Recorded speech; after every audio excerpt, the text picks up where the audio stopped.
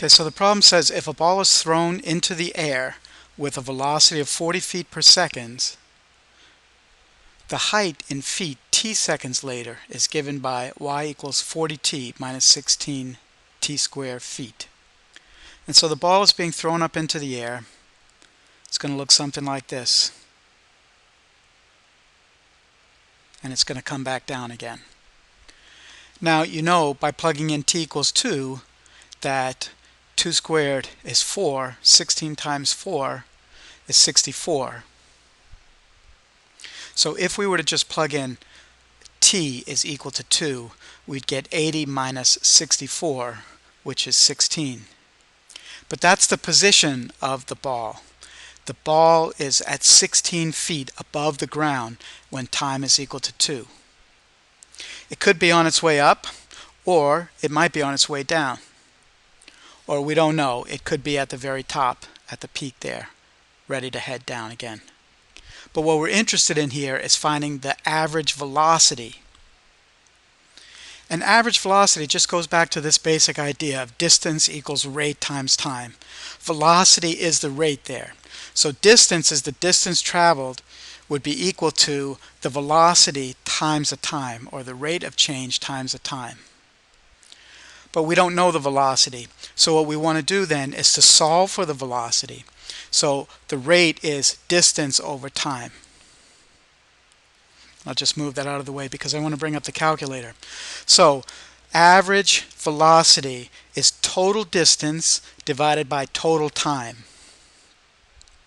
So in part A, it says that we want the average velocity for the time period beginning when t is 2 and lasting a half second. So that would be at time t equals 2.5. So if y of 2 gives you the position at time 2, and if y of 2.5 gives you the position at time 2.5, then when we subtract those two, we'll get the total distance traveled between those two times. And we should probably write it so that the second time, y2.5 should be first. So I'm going to make that little change. And that's the total distance traveled. Then we're going to divide by the total time, which is just 2.5 minus 2, or a half second. And then we just need to find out what the difference is in the time there. Difference in distance is. So I'm going to bring up the calculator.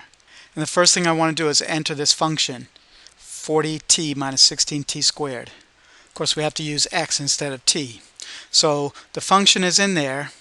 The easiest way to do this is to now do variables, then y variables, so we come over here, then function, and then y1. Shoot, hold on. Don't do that. I'm going to delete that y1. We have to go out to the home screen. So from here, we're going to go to second quit, back to home screen. Now we're going to do variables, y variables, function, y1. And what that does is it refers to the function that we put in there. And then I'm going to put in of 2.5 minus variables, y variables, function, y1 of 2. And that's the total distance traveled. Negative 16 means it's coming down. It's dropped 16 feet in that time between 2 and 2.5. Now if we divide this by the time elapsed, the total time,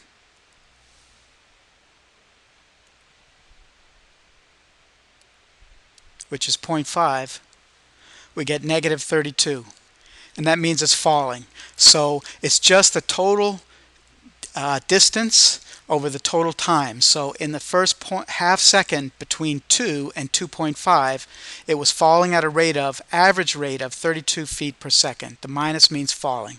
So for part B, all we're going to do is change the 2.5 to 2.1 and do the same calculation. I'll bring up the calculator.